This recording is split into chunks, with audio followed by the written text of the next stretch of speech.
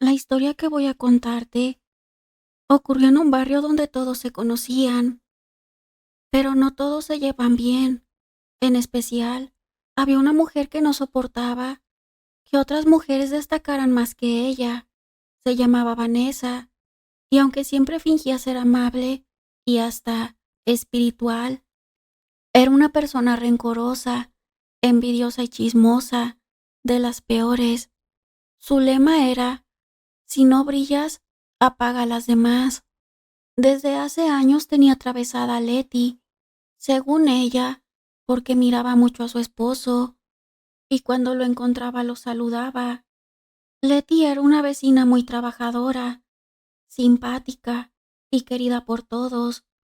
Letty se había superado sola, después de quedarse viuda con una niña pequeña, y con esfuerzo logró abrir una estética que empezó a irle muy bien. A Vanessa le hervía la sangre cada vez que veía clientes entrando o escuchaba a la gente decir: Letty te deja preciosa, o qué bonito quedó tu cabello, fuiste con Letty. Pero la gota que colmó el vaso fue cuando su propio marido, Jorge, sí, el mismo que llevaba años poniéndole el cuerno a Vanessa, con una mujer de otro pueblo, sin que ella lo admitiera, fue con Leticia a cortarse el cabello y salió diciendo que se veía más joven. Vanessa casi se atraganta de la rabia, y como no podía pelear con Jorge, porque de seguro la iba a juzgar de loca y descuidada, Vanessa, después de que su esposo entrara a la estética de Letty, sintió celos y se empezó a desquitar su coraje con Leticia. Empezó a hacerle la vida imposible. Le mandaba clientes falsos a que se quejaran, regaba chismes de que Letty tenía que ver con todos los hombres casados del barrio, y hasta una vez le tiró basura a la entrada de la estética para que la gente pensara que era sucia. Pero nada de eso funcionaba. Letty siguió teniendo trabajo, sonriendo y sin meterse con nadie. Vanessa, ardida como estaba, se dejó llevar por una conocida que decía hacer trabajos oscuros, y sin pensar en las consecuencias, mandó hacerle una brujería para que se le fuera la clientela, se enfermara o hasta cerrara el negocio.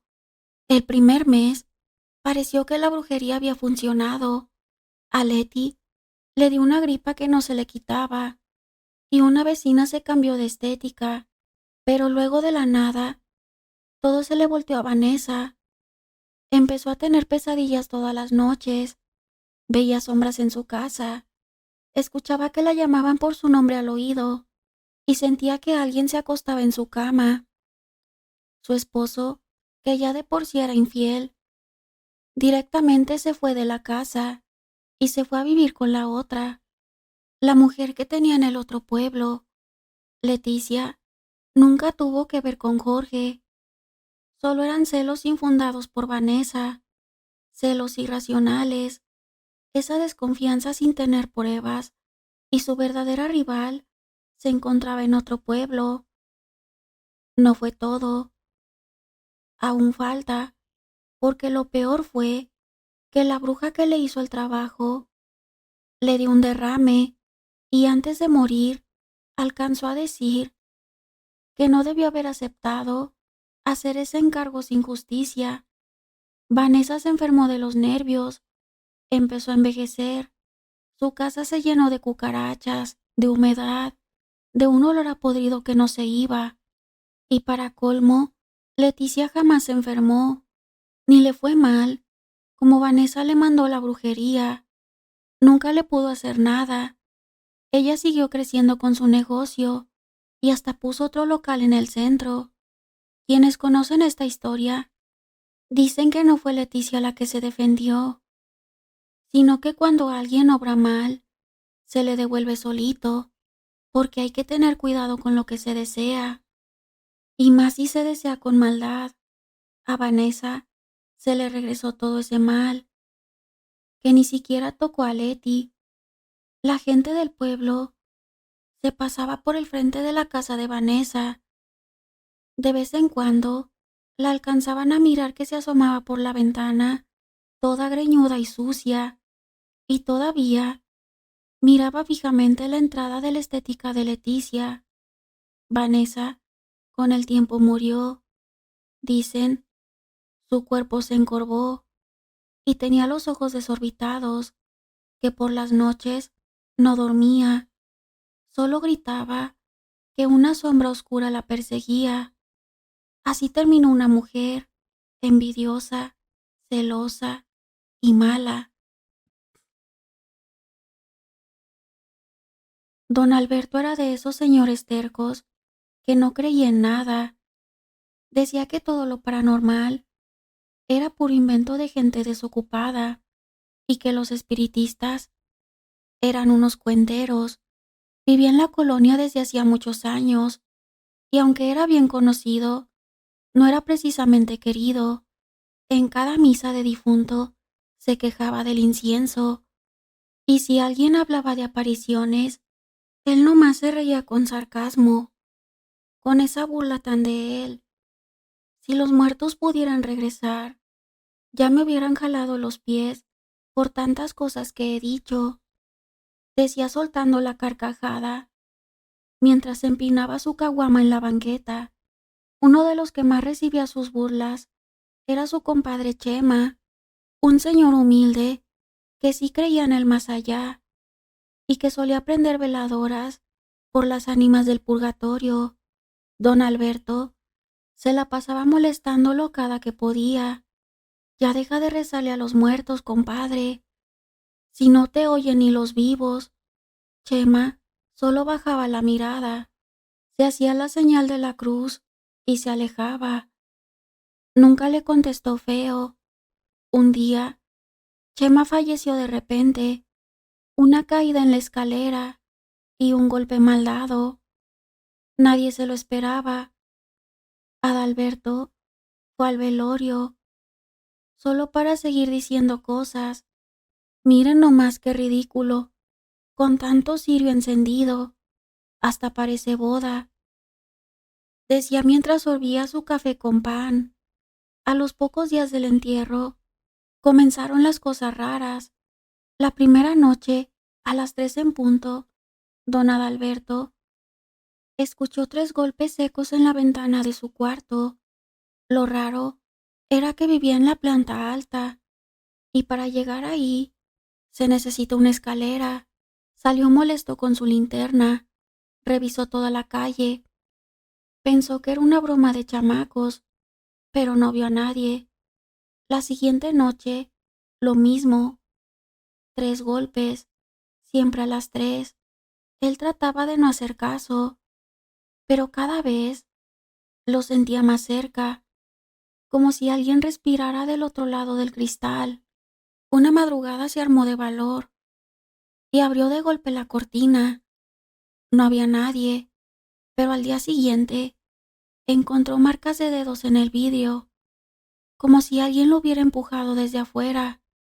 Para colmo, en su casa comenzaron a oírse pasos arrastrados y un aroma a veladora vieja que invadía su cuarto. En el comedor, las fotos de sus familiares muertos comenzaron a caerse solas. Una vez vio su silla de madera mecerse lentamente mientras una corriente helada le rozaba el cuello. Adalberto dejó de reírse, comenzó a rezar en voz baja, buscó una señora que le leyera las cartas y hasta fue a misa, ahora sí con devoción, después de años de burlas, pero nada lo ayudó. Cada madrugada, a las 3, los golpes seguían. Una vecina chismosa juraba que lo oyó llorar en la madrugada, diciendo, ya, compadre, perdóneme, perdóname por lo que te dije. Pero ya era tarde. Cuando uno se burla del dolor ajeno, hasta los difuntos regresan a poner orden.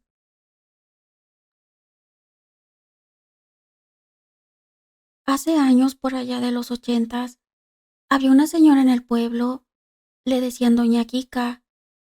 Al quedar viuda y con 5 hijos que mantener, tuvo que ponerse a trabajar, pero en la casa que se puso a trabajar como empleada doméstica, pasó algo muy feo y le echaron la culpa a ella. Era de esa gente rica, pues resultó que se perdió un reloj muy costoso. Lo buscaron por todos lados y no lo encontraron. En la casa había otras 2 personas trabajando, 2 señoras que según ya tenían muchos años trabajando con esa familia. Así que para ellos, doña Kika fue la que se robó el reloj. Después de investigaciones y sin alguna prueba en contra de doña Kika, el reloj apareció. Pero ya doña Kika no volvió a esa casa, pero tenían que comer sus hijos y ella.